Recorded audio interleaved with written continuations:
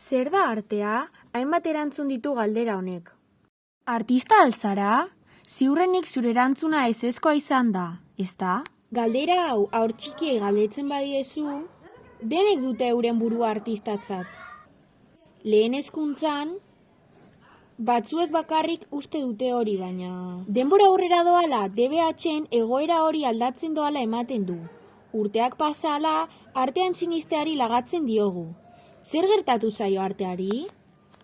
Zongai artistak inspiratuta Antoniano ikastetxeko ikasle eta irakaslek martxan jarri dugu esperimento soziologiko hau. EHCiko ikaslek sortutako eskulanekin sortu dira liburuzka zoragarri hauek. Lan eta lan aritu dira hau dena martxan jarri dadin. Mozten, marrasten, koloreak aukeratzen. Zenbaki bitxia, baina zergatik 47? 47 zenbakiak esanahi asko ditu, baina badakizue mozketaten hortz kopurua dela, edo arpak 47 ari dituela. 47 zenbakia banatzen badugu, 4 eta 7 geratzen da. 4 puntu kardinal daude, bazen ekiten, eta asteak 7 egun ditu. Hasieran zenbaki hauek ez dute erlaziorik, baina bateratzen baditugu bai. 11 kontu ditugu adierazteko. Horrelako beste 47 liburu zabal ditugu zarautzen zehar, eta zorirekoa izan zara horrelako liburu bat jaso baldin baduzu zure eskuetan. Zure esku dago liburua guri bueltatzea edo zuk bilatzea, baina idazten baldin bazu eskertuko genuke ikastetxera bueltatzea. Baina zertarako hau, zertarako hainbeste lan, jendeak liburuxka batzuetan idazteko bakarrik.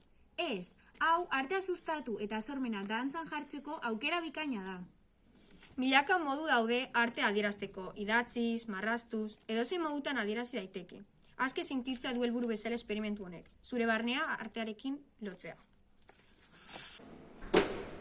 Espero dugu proiektu honen bitartez artea sustatzea eta sentitzea, zuen barna artista ateratzeko eta jendeari erakusteko.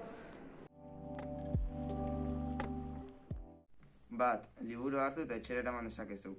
2. Momentu eta une egoki bat topatu. 3. Hartzen duzun lekuan ez duzu zertan erabili behar. 4. Anonimoa izan daiteke, edo zure izena sinatu dezakezu. 5. Bukatzerakoan mesedez txoko batian utzi, beste norbaiti parte hartzeko aukera emateko. Eta 6. Azkenen gorria baldin badakazu, mesedez, itzuli ikastetxera. Guazen!